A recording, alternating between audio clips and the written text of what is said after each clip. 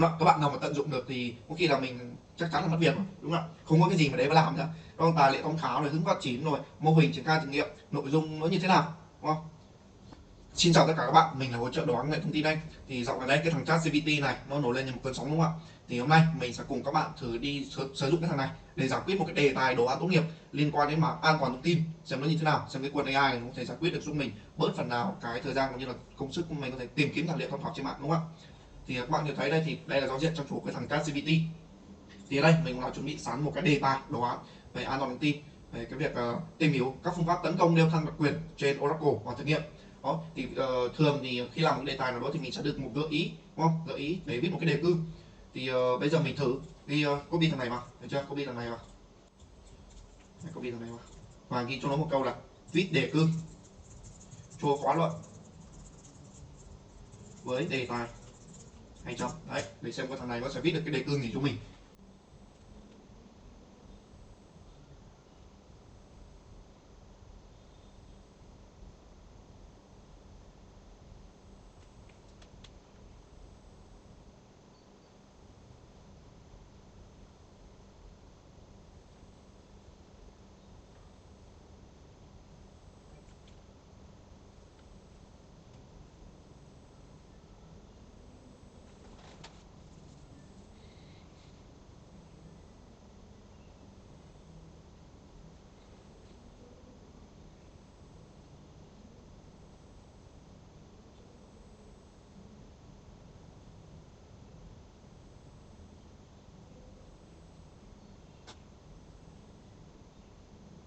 Đó thì sau một thời gian đợi chờ nó viết thì các bạn có thể thấy đây là nó ghi cho mình một cái đề cương rất là chi tiết và chỉnh chu, đúng không ạ? Thì đầu tiên nó sẽ có ghi là giới thiệu này, phân tích tình huống này, tìm hiểu các phương pháp tấn công này, thực nghiệm tấn công này, rất là hay này. Đó, thực nghiệm các phương pháp tấn công để tìm hiểu trên môi trường thực tế này, đánh giá kết quả, phân tích các vấn đề gặp phải. Đó, cái câu này rất là hay này, chứ không phải là trong đồ án nào thì mọi người đều có thể đánh giá kết quả cả. Thì nó đưa ra một cái cái nội dung chị rất chi là nó rất là hay, đúng không ạ? Đánh giá kết quả và phân tích các vấn đề cần gặp phải, cuối cùng là kết luận và đề xuất. Đó, thường thì các bạn nghĩ là kết luận và hướng phát triển, đúng không ạ? Tóm tắt kết quả nghiên cứu này, nó đề xuất các biện pháp bảo mật tốt hơn cho hệ quản trị cơ sở dữ liệu Oracle 19. Được chưa? Này rất là hay. Đó.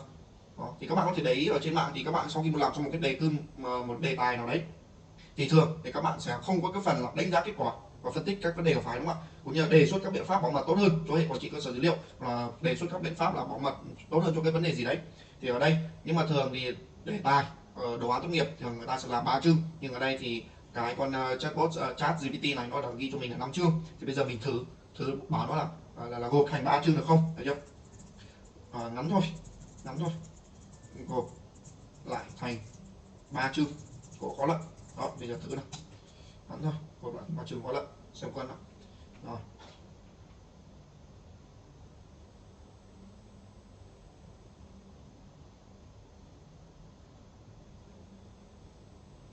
đó là hay. Ví dụ phần 1 là giới thiệu và phân tích tình huống, thì ví dụ như là 1.1 là tổng quan về tấn công leo thang độc quyền. Đó, thì mình cứ thử nhìn ở đây, ví dụ đây là 3 cái gợi ý do giảng viên hướng dẫn, người ta sẽ gợi ý các bạn, đúng không ạ? Đó, 3 gợi ý mà giảng viên hướng dẫn. Thì đầu tiên, ví dụ như là các bạn viết một cái đề cương thì khi các bạn nhìn vào đây thì các bạn có thể viết là chương 1 là tìm hiểu về hệ quản trị Oracle là gì, được chưa? Chương 2 là tìm hiểu về các phương pháp leo thang đặc quyền trên Oracle, và cuối cùng là chương 3 là thực nghiệm. Đó, thực nghiệm demo rồi mô hình triển khai nó như thế nào. Coi là chương 3 là phần thực nghiệm. Thì ở đây mình thử xem thì cái thằng này nó viết nó cũng rất là hay, đúng không? Giới thiệu và phân tích tình huống này, tổng quan về tấn công leo thang đặc quyền này, hiểu rõ về hệ quản trị cơ sở dữ liệu Oracle 19 và xác định các lỗ hổng bảo mật, được chưa? Tìm hiểu và so sánh các phương pháp tấn công, đưa ra tìm hiểu và so sánh các phương pháp tấn công rất là tốt, cái này mình đánh giá rất là cao. Cuối cùng là thực hiện một kết luận, thực hiện lấy ra kết quả phương pháp tấn công này, tóm tắt kết quả và đề xuất biện pháp bảo mật tốt hơn. Đó thì cái quần này nó rất là thông minh, đúng không ạ? Bảo nó gộp thành 3 chương một cái khóa luận thì nó là gộp được. Thì chỉ cần dựa trên một cái đề cương tổng quan thế này thì các bạn có thể tự mình có thể là làm thành một cái đề cương là rất chỉ là chi tiết, đúng không ạ? Phải gồm nhiều phần khác nhau. Đây nó chỉ đưa ra nội dung như thế này thôi.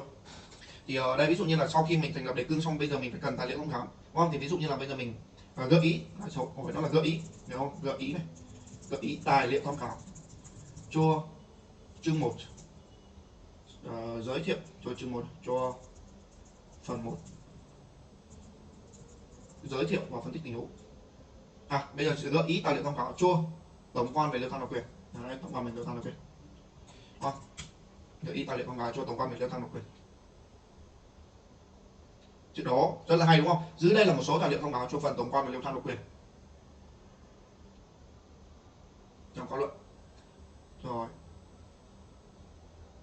đó, thì ví dụ như sau này các bạn có thể dùng cái con này đúng không, mình có thể trích xuất tài liệu tham khảo đó. Này sử dụng cái quần bot này làm tài liệu tham khảo nó rất là dễ đúng không ạ, trích xuất ra đó rất là hay. Rồi mình có thể stop nó lại đó. Ví dụ như là thực hiện cái có cho mô hình, bây giờ mình sẽ nói là rồi đừng stop lại nhé, mình lâu.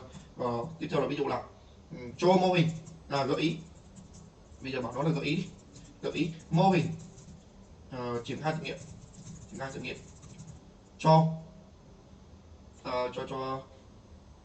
cho phương pháp tấn công leo thang đặc quyền trên nó cùng đấy. Gợi ý mô hình triển khai thử nghiệm cho phương pháp tấn công leo thang đặc quyền trên nó cùng 19 c, thử xem nó có gợi ý cho mình cái mô hình gì không nhé. Có cái mô hình nó rất quan trọng ở trong phần trước 3 là phần triển khai thử nghiệm đúng không ạ. Nó cũng là gợi ý luôn cho mình này. Dưới đây là một số gợi ý mô hình triển khai thử nghiệm cho phương pháp tấn công leo thang đặc quyền trên Oracle. Sử dụng mô hình máy chủ này, sáng lập này, và xem coi nó sẽ gợi ý những cái gì nhá. Bởi vì khi các bạn sử dụng cái quân này thì chắc chắn là các bạn có thể là làm được hoàn thành đến 40 đến 50% cái đề tài đoán thu nhập rồi nhé. Sử dụng mô hình máy chủ giả lập trên triển khai Oracle 19 và thực nghiệm tấn công này rất là hay này. Sử dụng một số mô hình tầng lửa giới hạn và bảo vệ môi trường thử nghiệm này đó. Sử dụng các công cụ phát triển web để tạo các trang web mô phỏng với lỗ tấn công này, thấy chưa? Sử dụng cái gì này, tiếp theo là cái thứ tư này, sử dụng công cụ quản trị cơ sở dữ liệu đó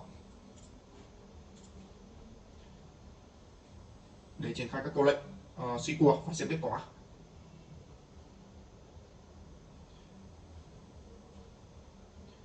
tạo các tài khoản với các quyền khác nhau để thực hiện. Rồi thường thì nó sẽ gợi ý như vậy. Cái này thì mình đã có ý tưởng để triển khai một cái mô hình cũng như là triển khai một cái phương thức tấn công thực nghiệm rồi đúng không ạ. Thì sau khi ví dụ như nó gợi ý đây rồi thì bây giờ mình thử rồi, cho tài liệu tham khảo đường dẫn để triển khai mô hình thực nghiệm. Đây sử dụng mô hình này luôn nhé, mình sẽ dùng có số 1 này, sử dụng mô hình giả lập máy chủ và thực nghiệm tấn công đúng không? Cho tài liệu tham khảo hoặc đường dẫn để triển khai sử dụng mô hình này đó, thử xem nào.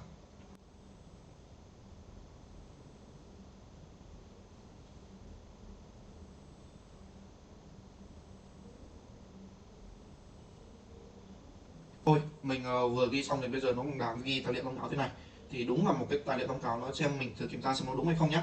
Thì đầu tiên thì nó đưa cho mình là Oracle VirtualBox này, Oracle Database này, Oracle Cloud này, chú ý làm việc sử dụng giả lập này. Bây giờ mình ví dụ như là mình thử copy cái đoạn này, được chưa? Copy cái đoạn này, copy vào sau chấp thì đây mình thử vào đường dẫn này xem nó ra gì không.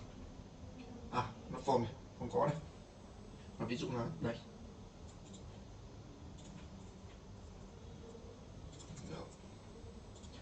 nó ghi là gì đây, chú ý việc sử dụng mình nó là cái này là do mạng của mình thôi, mạng mấy hôm nay là nó đang bị kém đó. Đấy thì nó đã gợi ý cho mình một số cái hướng dẫn cài đặt Oracle Database trên VirtualBox khá là hay đúng không ạ. Đó may nhưng mà cái đường dẫn này là nó bị lỗi này, được chưa? Rồi thì cái việc mà để triển khai một cái đồ án đề tài đoán tốt nghiệp về mảng an toàn thông tin thì nó là giải quyết rất là tốt đúng không ạ. Đó thì các bạn có thể dựa trên đây là các bạn có thể làm một cái đề cương đề tài để triển khai một số tài liệu tham khảo như là viết nội dung chương 1 chương 2 như là việc tham khảo tài liệu triển khai thử nghiệm chương 3, được chưa? Thì để thử làm sáng tỏ hơn thì bây giờ mình thử ghi một cái nội dung khác, ví dụ như là mình sẽ ghi là cho gợi ý cho gợi ý làm đề tài nghiên cứu xây dựng giải pháp phát hiện xâm nhập, được chưa? Đó. Được chưa? Cho gợi ý này, mình thử làm cái đề tài khác với, cho gợi ý làm đề tài nghiên cứu xây dựng, được chưa? Thì quay lại cái thằng này thì rồi chú ý làm việc sử dụng máy chủ giả lập trên nó còn cần phải tuân thủ các quy định về bảo mật không sao, được chưa? Đó thì đây là một số tài liệu tham khảo nó ghi là rất là chi tiết. Thì cái việc sau khi mà mình triển khai xong thì mình sẽ có kết luận hướng phát triển đúng không. Thì ở đây mình sẽ thử nó bảo gợi ý một số đề tài khóa luận tương tự đó, đó. Cái này thì nó sẽ bổ ích cho các bạn, ví dụ như có anh có chị làm đề tài này rồi thì bây giờ mình sẽ bảo là nó gợi ý là một đề tài khác dạng khác thì đến là mình bảo vệ thì nó sẽ tốt hơn đúng không ạ. Đó, thì bây giờ mình sẽ bảo nó gợi ý một số đề tài có luận tương tự. Cái này thì nó lại rất tốt cho thầy cô bởi vì không phải là vắt óc suy nghĩ nhiều đúng không ạ. Ví dụ như là ghi một cái đề tài xong bây giờ nó gợi ý một số đề tài có luận tương tự, như thế thì khi các bạn đăng ký đề tài đó tốt nghiệp thì sẽ đưa ra các đề tài cho các bạn thôi, đợi nó xem nó ra gì không. Đó thì vì cái đề tài này chú ý làm đề tài nghiên cứu xây dựng giải pháp phát hiện xâm nhập thích hợp thì nó đã đưa cho mình một số phương pháp sau: sử dụng các thuật toán dựa trên machine learning này để phát hiện các hành vi xâm nhập này, tích hợp công nghệ như tự động phát hiện cảnh cáo xâm nhập, giám sát mạng này, thiết kế một hệ thống tích hợp lốc gửi cảnh báo tự động phát hiện hành vi, tích hợp các công nghệ bảo mật như tường lửa, cổng firewall. Đề tài của các bạn cần tiến hành một các kỹ thuật và chính xác, vì vậy hãy tìm hiểu, đúng không? Đó, ví dụ như mình chỉ cần ghi một cái đề tài này xong, vậy chưa, thì nó đã đưa ra cho bạn 4 gợi ý, thì tương tự như bốn cái gợi ý này thì mình có thể triển khai cho các bạn thành 4 cái đề tài khác nhau rồi. Và cái này thì rất giúp ích cho thầy cô, đúng không ạ? Rồi tương tự này, và bây giờ là mình gợi ý một số khóa luận tương tự. Dưới đây là một số đề tài khóa luận tương tự này: nghiên cứu các phương pháp tấn công SQL injection trên cơ sở dữ liệu MySQL và BotSQL, rồi tìm hiểu và so sánh các hiệu quả của phương pháp bảo mật mạng trong việc chống tấn công manager middle. Đó, rất là hay. Chỉ cần là ghi một số cái từ khóa như thế này thì cái quân AI này nó đã làm cho mình hầu như là toàn bộ. Thì cái việc mà các bạn tận dụng cái quân này để làm một cái đề tài khóa luận tốt nghiệp nó rất là tốt. Các bạn nào mà tận dụng được thì có khi là mình chắc chắn là mất việc rồi, đúng không ạ? Không có cái gì mà để mà làm nữa. Đó, tài liệu tham khảo rồi, hướng phát triển rồi, mô hình triển khai thử nghiệm, nội dung nó như thế nào, đúng không? Rồi, ok, mình cũng nói đùa vậy thôi chứ để làm một cái đề tài đồ án tốt nghiệp thì nó rất là khó, đúng không? Không hề dễ, đúng không ạ?